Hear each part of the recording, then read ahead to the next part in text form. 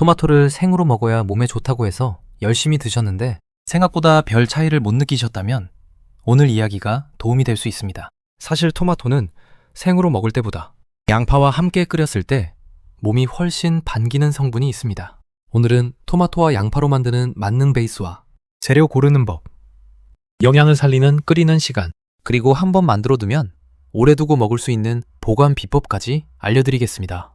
마지막에는 같이 먹으면 더 좋은 음식과 의외로 함께 먹으면 손해보는 음식도 알려드릴 테니 끝까지 함께 해주세요. 댓글에 토마토 양파 도전이라고 남겨주시면 매주 이런 건강 살림 정보를 받아보실 수 있으니 구독과 좋아요도 부탁드립니다. 오늘은 토마토에 대한 오해 하나부터 풀고 가겠습니다. 많은 분들이 토마토는 생으로 먹어야 비타민이 안 죽는다고 알고 계시죠? 저도 오랫동안 그렇게 믿고 살았습니다. 그래서 토마토는 씻어서 바로 먹거나 샐러드로 먹는 게 가장 좋은 방법인 줄 알았거든요. 그런데 알고 보니 토마토는 조금 억울할 수도 있겠다는 생각이 들었습니다. 왜냐하면 토마토 안에 들어있는 중요한 성분 하나는 오히려 불을 살짝 만났을 때 몸이 더 잘 받아들이기 때문입니다.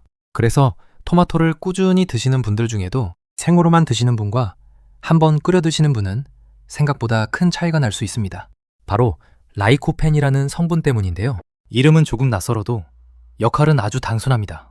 토마토를 빨갛게 만들어주는 색소이면서 우리 몸속 여기저기를 돌아다니며 건강을 지켜주는 든든한 일꾼 같은 존재입니다. 특히 나이가 들수록 더 신경 쓰이게 되는 건강과도 깊은 관련이 있는데요.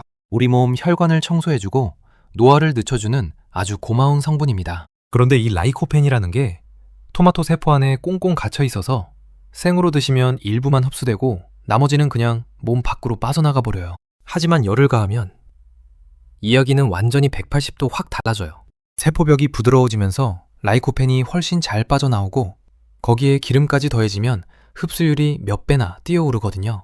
그러니까 토마토는 날로 먹는 것보다 익혀서, 그것도 기름이랑 같이 먹어야 진짜 효과를 보는 식재료라는 거죠. 지금까지 그냥 썰어서 샐러드로만 드셨다면 솔직히 반은 버리고 드신 셈입니다. 또 한 가지, 많은 분들이 오해하고 계신 게 있습니다. 양파는 매워서 많이 먹기 부담스럽다, 이렇게 생각하시는 분들 정말 많으시거든요. 그런데 이것도 결론부터 말씀드리면 양파를 볶는 순간 그 매운맛은 거의 다 사라집니다.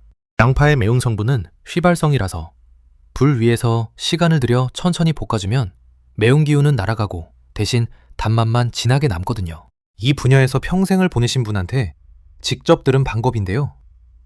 양파는 절대 센 불에 빨리 볶으면 안 되고 중약불에서 충분히 시간을 들여야 진짜 단맛이 올라온다고 하셨습니다. 처음 들으셨을 때는 그게 뭐 그렇게 중요하냐고 하셨던 분들도 직접 천천히 볶아서 드셔보시고는 왜 이걸 진작 몰랐냐고 하셨다는 거 아니겠습니까? 비유하자면 양파 볶는 시간은 가마솥에 곰탕 우려내는 시간이랑 비슷합니다. 빨리 끓인다고 절대 깊은 맛이 안 나오는 것처럼 양파도 충분한 시간을 줘야 진짜 단맛이 나옵니다. 자, 여기까지만 들으셔도 오늘 왜 토마토랑 양파를 같이 끓여야 하는지 감이 좀 오시죠? 그러면 이제 어떤 토마토랑 양파를 골라야 하는지 그 기준부터 짚어드리겠습니다. 토마토는 손으로 살짝 눌러봤을 때 탄력 있게 톡 튕기듯 돌아오는 걸로 고르셔야 합니다. 너무 물렁하게 푹 들어가는 건 이미 무르기 시작한 거고, 반대로 돌처럼 딱딱한 건 아직 덜 익은 겁니다. 꼭지 부분이 마르지 않고 파릇하게 살아있는지도 꼭 확인해 주세요. 양파는 껍질을 보시면 됩니다.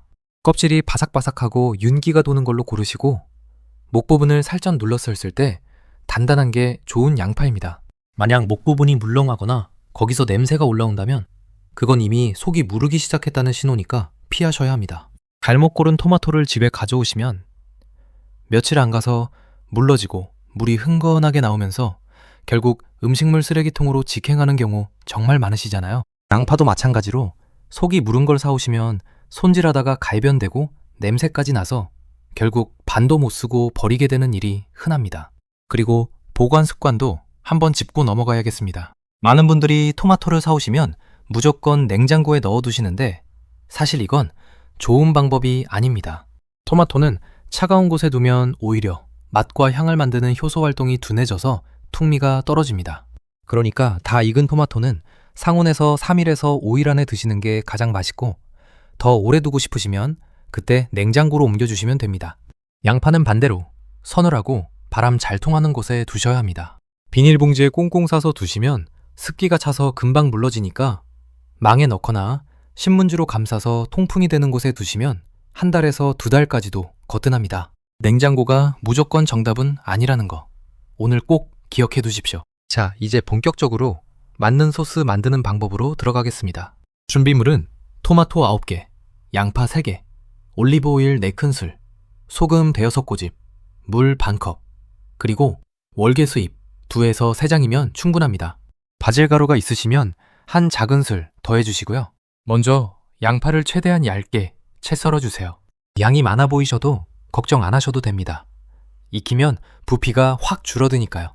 토마토는 꼭지만 떼고 껍질째 4등분 해주시면 됩니다. 껍질은 나중에 자연스럽게 벗겨지니 미리 벗기지 않으셔도 괜찮습니다. 바닥이 두꺼운 냄비를 준비해주세요. 절대 얇은 냄비 쓰시면 안 됩니다. 얇은 냄비는 금방 눌어붙어서 애써 만든 소스가 타버리는 경우가 많거든요. 채 썬 양파를 냄비에 넣고 소금 3꼬집, 올리브 오일 2큰술을 둘러서 중약불에서 5분에서 6분 정도 볶아주세요. 이 단계를 절대 서두르시면 안 됩니다. 이 과정 하나만 지키셔도 결과가 완전히 달라집니다. 양파가 투명하고 부드러워지면 이제 토마토를 넣고 소금 2에서 3꼬집, 올리브 오일 2큰술을 더해주세요.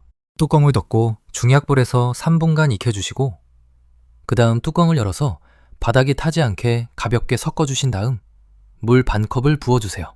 뚜껑을 다시 덮고 약불로 줄여서 4분에서 5분 더 익혀주시면 토마토에서 수분이 자연스럽게 우러나면서 소스가 한결 부드러워집니다. 이쯤 되면 토마토 껍질이 스르륵 말려 올라오는 게 보이실 텐데 이때 젓가락으로 살살 걷어내주시면 됩니다. 이 껍질 제거 과정을 건너뛰시면 나중에 입안에서 껍질이 걸리적거려서 식감이 확 떨어지니까 꼭 챙겨주세요. 껍질을 걷어낸 다음 주걱이나 포크로 토마토와 양파를 대강 으깨주시고 월계수잎 2에서 3장과 바질가루 한 작은술을 넣어서 소금이나 참치액으로 간을 맞춰주세요. 그 다음 중약불에서 8분간 졸여주시면 되는데 이 졸이는 시간을 절대 건너뛰시면 안 됩니다. 충분히 졸이지 않으면 소스가 묽어서 보관성도 떨어지고 맛도 흐릿해집니다. 마지막으로 월계수잎만 건져내시면 끝입니다. 식품의약품안전처 자료에 따르면 토마토를 가열 조리했을 때 라이코펜 흡수율이 생으로 먹을 때보다 훨씬 높아진다고 하니 이렇게 푹 끓여 두시는 게 괜히 나온 방법이 아니라는 거 다시 한번 말씀드립니다. 자, 기본 만능 소스 만드는 법은 다 알려드렸으니까 이번엔 이 소스를 어떻게 활용하느냐 그 이야기를 해보겠습니다. 사실 많은 분들이 소스를 만들어 놓고도 결국 며칠 안에 다 못 드시고 냉장고에서 상해서 버리는 경우가 많으십니다. 그런데 이 토마토 양파 소스 제대로 보관하면 1년 내내 약 대신 꺼내 드실 수 있다는 거 알고 계셨나요? 여기서 팁을 하나 더 말씀드릴게요. 여기서 한 단계 더 올려주는 비법이 있는데요. 바로 병에 담는 방법입니다. 유리병을 깨끗이 씻으신 다음 끓는 물에 열탕 소독을 해주세요.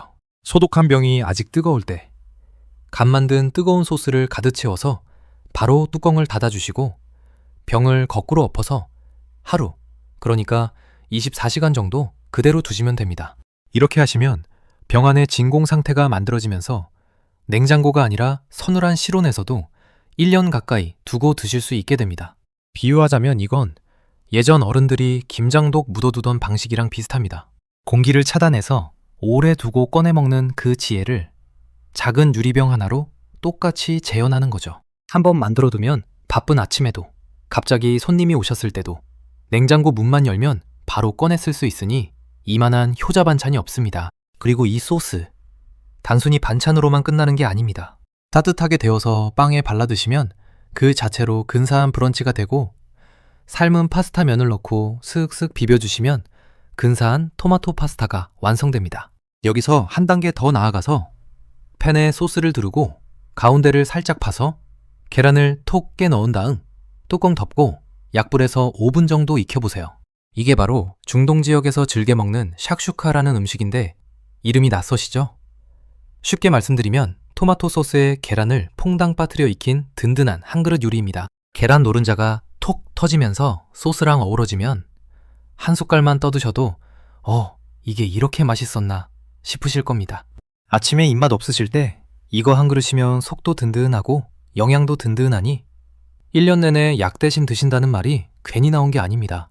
이제 이 소스랑 같이 먹으면 더 좋은 음식, 그리고 의외로 주의해야 할 음식까지 짚어드리겠습니다. 댓글에서도 라이코펜은 기름과 함께 먹어야 흡수가 잘 된다고 정확하게 알고 계신 분이 계셨는데 맞는 말씀입니다.